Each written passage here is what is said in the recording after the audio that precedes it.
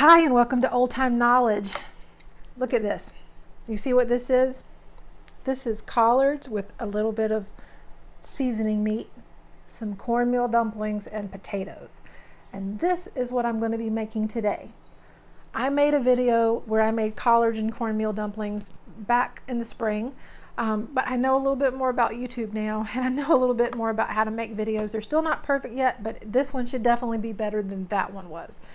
So this is a really popular video from early in this channel, but I'm hoping that this one will be even more, get more views, because in this one I'm also adding potatoes, which we also make with our cornmeal dumplings. So stick with me, we'll get right to it. All right, in the original version of this video I used a ham hock, but in this version of the video I'm going to use some salt pork. This is just, I had cut off a little piece of this to do some string beans a couple weeks ago, and it's still good, what's here. So I'm going to go ahead and put this in this pot. I'm going to bring it up to a boil, and then once it's up to a boil, I'm just going to let this simmer for probably about an hour, because I want that meat to be really tender before I start cooking the collards. All right, here are the collards I harvested. I already started cleaning a few of them, but I just wanted to show you how I do this. These are pretty young leaves. These are not like big leaves that have been out there for a long time. But the principle is the same. What you're going to do is you're just breaking off this part of the stem, just this part that's kind of thick. If you end up with, let me see if I can find an example. Okay. Well, here's one. If you end up with a leaf that has the stem that goes way up like this, you can even just take a little bit of the leaf like that and hold it and then break it off. You'll see there's some holes in my cabbage. In my cabbage. There's some holes in my collard leaves. I don't typically use pesticides. And so I'll end up sometimes with little holes from where little bugs have been nibbling on my leaves. But you know, I actually heard in some parts of the world, they actually pay a premium for leaves of things like this that have the holes, because it means they're organic, because you're not going to have bugs nibbling on plants that have been sprayed with a bunch of pesticides. So anyway, but again, you're just going to, break off the stem. If there's some leaf there, you can take that if you want.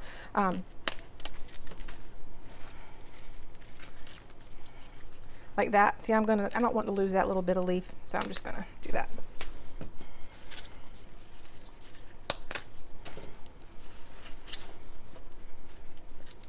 And once I get these all cleaned up, or get the stems off, then I'll be rinsing the leaves, and I'll just be waiting for that salt pork to come to a boil and get tender, and then I'll add the collards to the pot.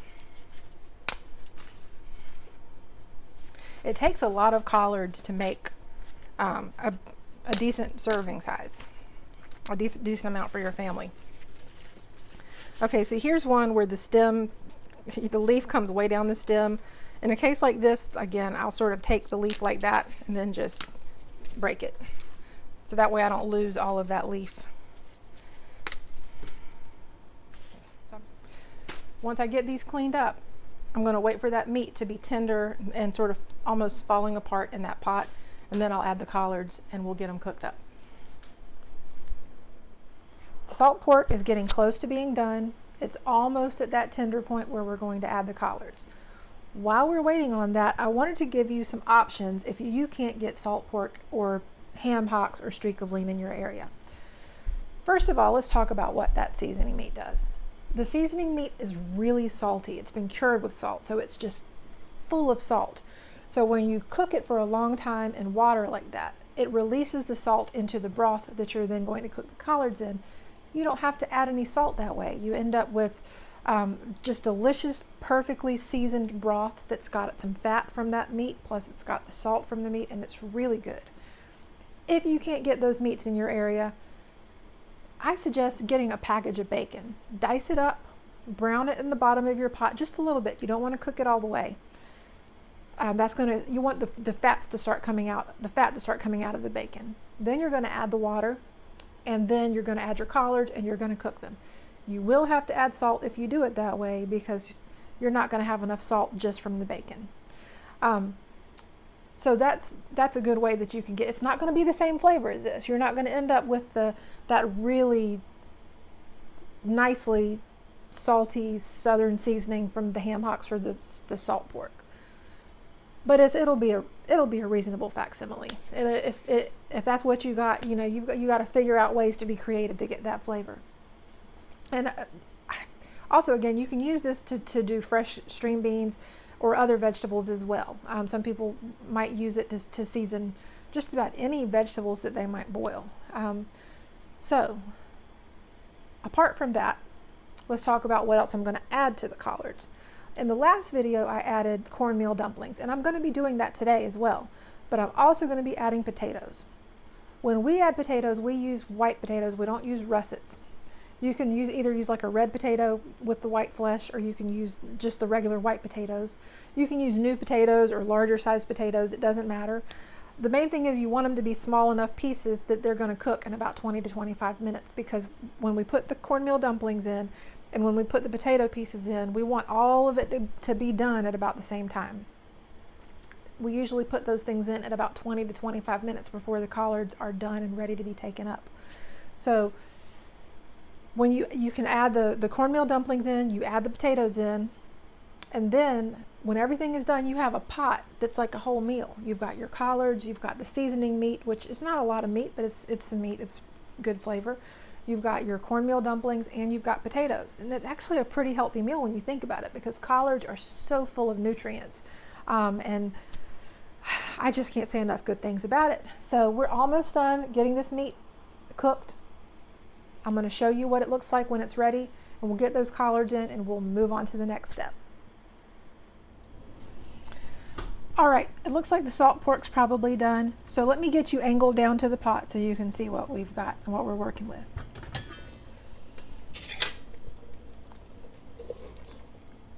All right, this isn't even a very big piece of meat, but it's going to be plenty. This was very salty. It was really tough and held together when I put it in here. But this has been cooking for about an hour, maybe a little over that. And you see how this is. I can just easily put my fork in it now, and it's just falling right apart. Let's see. I can just. I mean, it just comes right apart. If I put that knife to it or whatever, see how that's just falling apart? That's what you want. You want that meat falling apart. So now I'm going to add the collards to this broth. If I end up finding I need to add more water, I will. But as I add these collards, you're going to think, okay, you see the stack of collards. It's a pretty big stack. Let's see. Let me show you. That's a pretty big stack of collards. But I'm going to get those in the pot, and by the time these are done cooking, this is going to take up, you know, less than half of the pot of collards, and I'll have plenty of room for adding in my cornmeal dumplings and my potatoes.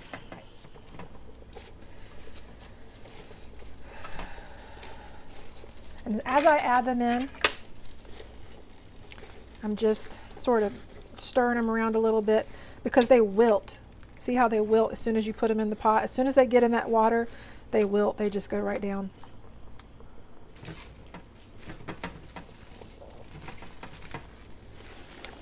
Let me get those in there.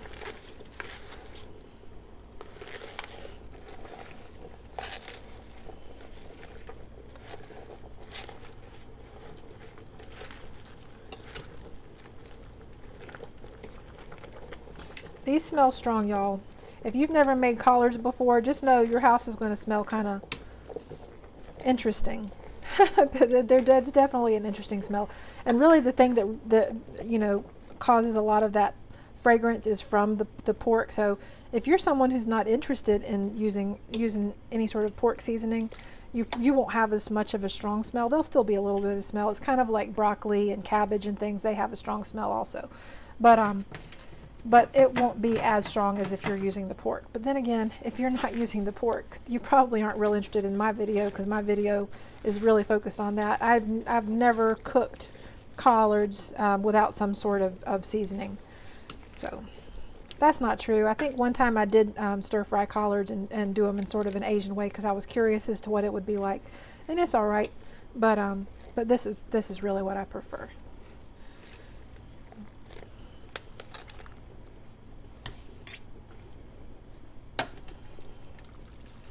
And you see they're wilting right down. And as they wilt, I just keep adding more and more. And I don't want to add a whole lot more water right now because I might not need a whole lot more water. I would rather wait until I get all my collards in there, and then I'll add some more water if I need it. And I will, a little bit. I'm just keep bringing those wilted ones up to the top so that the new ones I add in can get wilted. So many vitamins in this, y'all. And you know, another thing is when you're cooking collards, the broth that it's produced after you've cooked the collards, when you go to take the collards up, is extremely nutritious because it's got all of the things that came out of the collards. A lot of the nutrients that came out of the collards. The collards still have plenty of nutrients, but a lot have gone into the broth, and it is so healthy. We call it pot liquor. And yes, it's going to have the some of the fat in it from that pork, but it's just a neat thing. A lot of times we'll just use that pot liquor though to sort of drizzle some over the collards when we serve them. So we'll talk about that more when it's time to take these up.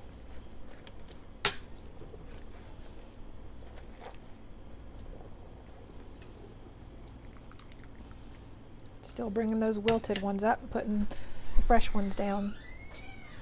All right, so at this point I've gotten most of the collards in there. I'm just going to add the last little bit, and I don't know if you can tell. Let me see. I haven't added any water, but the water is coming up just fine. I'll probably add just maybe a cup or two of water once I've got these last collard leaves in here, but then that'll be it for now.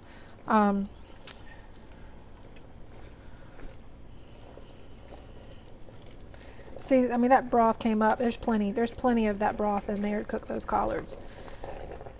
See, that was a big pile of collards, and they're down under the halfway mark in the pot. And that's the way it works. They cook down a lot. So when you buy collards, I've been to some of the more upscale grocery stores, and I always laugh because they charge a whole lot for a small bunch of collards, and I'm thinking, what are you going to do with that? I mean, it's not like you can really make what we would call like a big mess of collards that way. There's just not much there. So you will need to have a few pounds of collards to really end up with much to serve your family. All right, I'm gonna add about about a cup or two of water.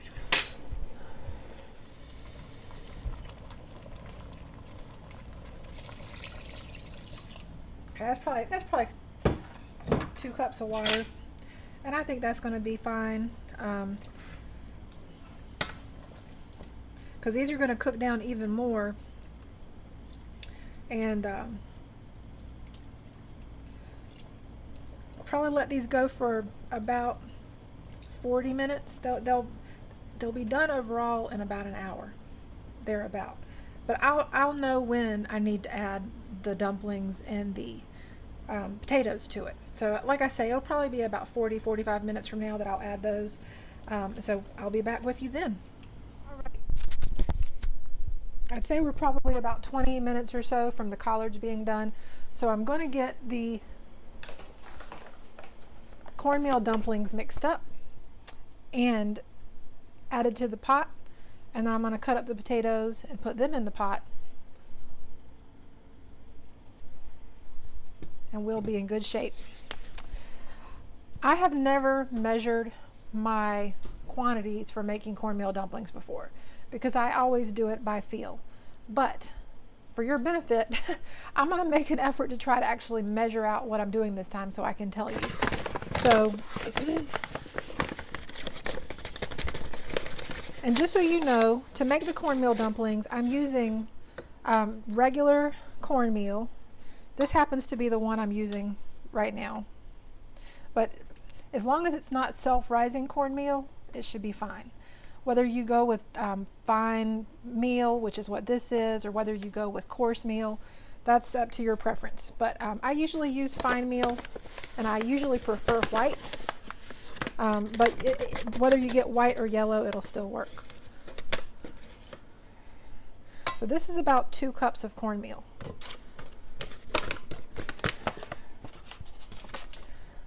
I have 2 cups of water. This water is it's not hot, but it's definitely very warm. Sometimes people will actually use the broth from the collards to make their dumplings, but I'm not gonna do that because I'm just gonna use this water. I will say that if you're doing chicken and dumplings, which you can use these same dumplings to make chicken and what we call dumplings is cornmeal dumplings. You can use the broth from the chicken to make your dumplings, and that's really flavorful. I'm going to link to the video for chicken and pastry, which is a similar process to making chicken and dumplings. It's just instead of making flour pastry, you're making cornmeal dumplings. So you would just make these same dumplings and you can use them with stewed chicken, and it's delicious. So I'm going to start adding this water, probably about half first, which is about a cup. If I had to guess, I'm going to think it's probably going to take almost the same amount as the cornmeal. So if I put 2 cups of cornmeal, I'm thinking it's probably going to be about 2 cups of water. Maybe not quite. And also, as this sets for a few minutes, it's going to absorb more water. So we'll find out. If I had to guess, like I say, it's probably about 1 to 1. I'm going to add some salt to this too. I've never measured out the salt. I think salt is one of those things, you just add the salt in, mix it up, and taste it. And if the flavor of the cornmeal dumpling dough tastes good to you, that's what counts. You know, you might want them salty, or you might not want them so salty.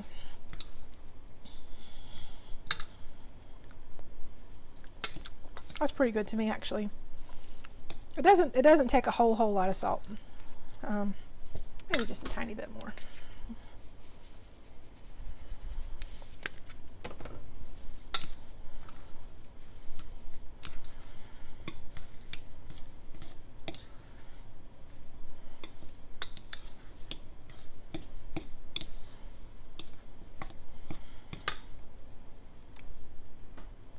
Yep, that's a good flavor. And what you want is you want to be able to pat your cornmeal into like little patties like that, and you want them to hold together. See how that is? That's what we're going to use to make the dumplings. I'm also going to go ahead and cut up these potatoes real quick, because I'm actually going to put them in first because they'll sink to the bottom, and the dumplings can kind of float on top. And like I say, I'm going to cut them in chunks that are about the same size I would if I was making potato salad. I'm not somebody who likes tiny chunks of potatoes in potato salad, so I'd say these chunks are a little larger than 1 inch each. All right.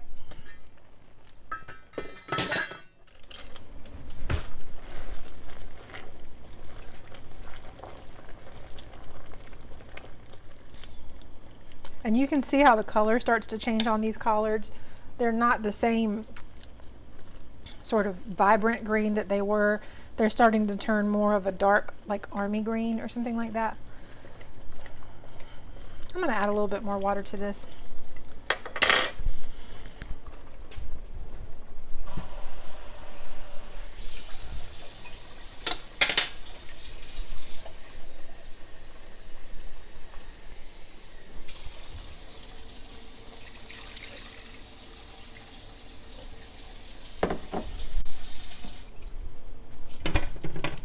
And I'm just going to toss these potatoes in there.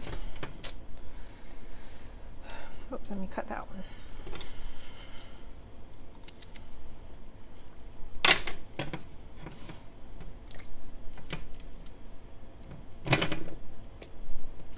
And I actually need to get this back up to a boil before I add the dumplings, because the dumplings really need to be added to water that's hotter than this now that I've added this cold water.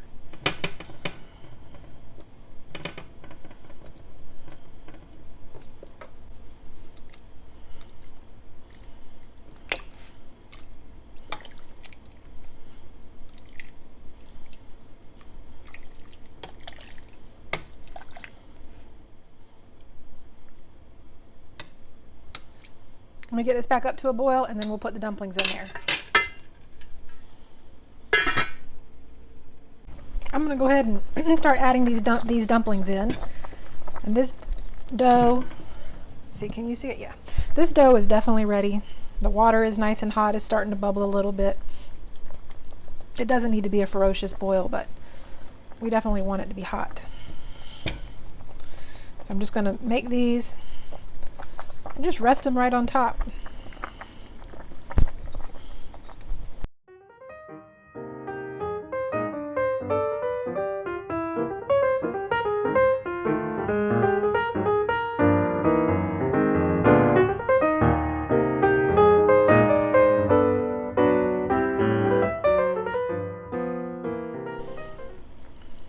All right, that's got it. So now I'm just going to put the lid back on top and let this go for about 20 minutes and it'll be done. All right, I think it's about time to take up these dumplings.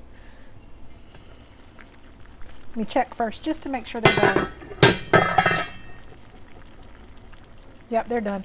When you press on them and they feel like they're not going to just give and fall apart, then you know that they're ready. And like I say, it's been about 20 minutes. Let me turn this off. So I'm just going to get these out and get them on a plate.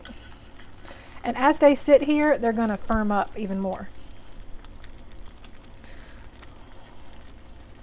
And there will be a little bit of cornmeal that'll be in the water, just a tiny bit.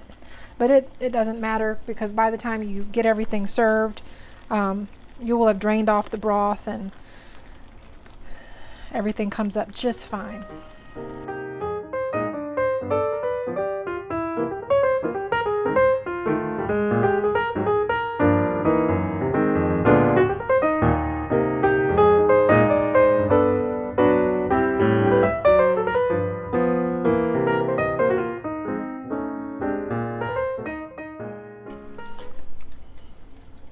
Hopefully you can see those dumplings all right. I'm going to add a little bit of pepper to them because I am all about some pepper on these. It is so good. All right. Now I'm going to take up the potatoes, as many as I can. I'm trying to get some of these things out of the pot before I drain the collards. I'll be draining those separately.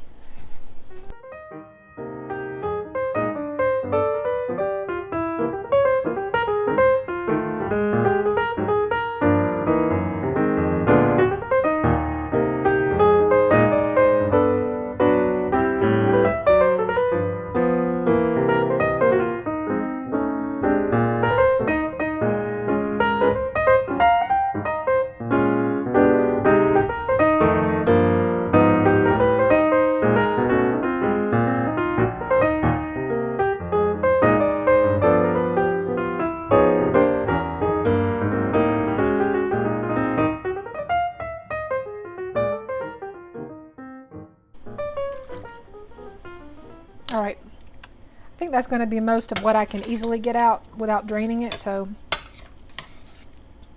let me take care of the rest of this and get the collards drained. And I'm also going to get them chopped, and then I'll show you what everything looks like when it's all served up. All right, I've gotten everything taken up now. The collards are chopped. You can see I've got the meat shredded in there. So the way we would normally have this is we would just serve a little bit of the collards on a plate with a little bit of the meat. We might even have the meat on the side. And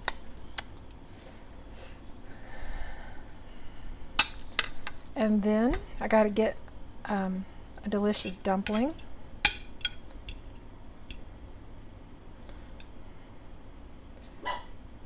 And a few potatoes.